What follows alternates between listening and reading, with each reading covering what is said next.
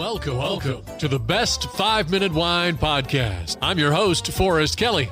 From the seed to the glass, wine has a past. Our aim at the Best 5-Minute Wine Podcast is to look for adventure at wineries around the globe. After all, great minds think alike. Let's start the adventure. Our featured winery is... We conclude our interview with Dean Andrews of Pippin Hill Farm and Vineyards in Virginia. I think I would have you talk to Brooks, because Brooks is actually an awesome story, because he's one of the people I mentioned earlier that started with us. He started us literally working in the kitchen. Okay, let's bring Brooks into the conversation. Brooks, would you agree with that? Is it interesting? Interesting or long? It depends on the listener.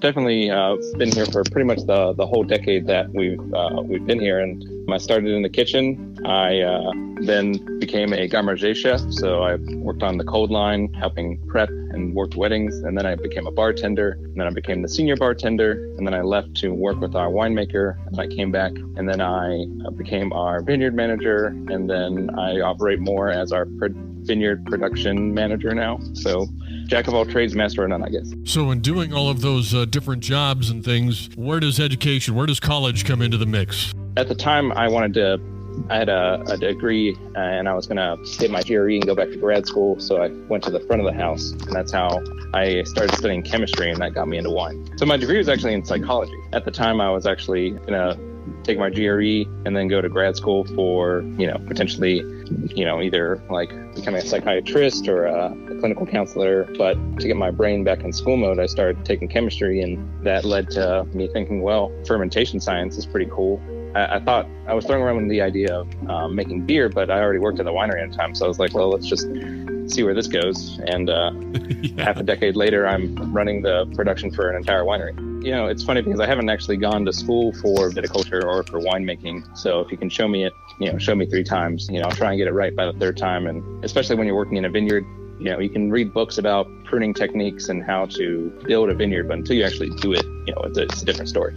At the time we're recording this, just looking at your temperatures, the highs are in the upper 70s to the mid 70s, and yet the overnight lows are dipping into the 30s. What are you doing at this time of year when you see those kind of temperatures? We're still technically in what I call frost watch season. Frost can come and kill your entire crop. I've been basically on call for all of April. I consider myself on call until the end of May. So there's only really a couple things you can do. One is just hope and pray that it doesn't get below 32 degrees, but we're looking for that freezing point, 32 degrees, and we're looking at the wind speeds, because if it's breezy, like above 5 miles per hour, 6, 7, 8 miles per hour, the wind isn't going to settle, and the wind is carrying water vapor. And so you also have to look at the dew point. And if the dew point is getting close to the actual temperature, that means that the water droplets are going to settle and they're going to crystallize and freeze, and that's going to necrotize your bud tissue. So if the bud tissue necrotizes, then you're not going to get a flower to pollinate. So we have these wind machines that we can turn on, and they're amazing machines. And essentially it's a helicopter blade-esque fan that's attached to a tower, and it rotates like, your normal house fan would, but in a 360 degree radius. Above us, there's this pocket of warm air about 100 to 150 feet up, and the spinning of that fan creates a vortex that pulls that warm air down and spreads it around the vineyard and raises the ambient air temperature. So if it's sitting at 30 degrees and I can raise the ambient air temperature by just 3 degrees Fahrenheit, I just saved my entire crop in one night. Will somebody answer that phone? It's time, boys and girls, for our listener voicemail. Hola, hello, my name is Ricardo. I'm from Veracruz, Mexico. I thought it'd be interesting to tell you the Mexican government charges a minimum of 43% taxes on all wine. That's it. Thank you for that, Ricardo. I did not know that.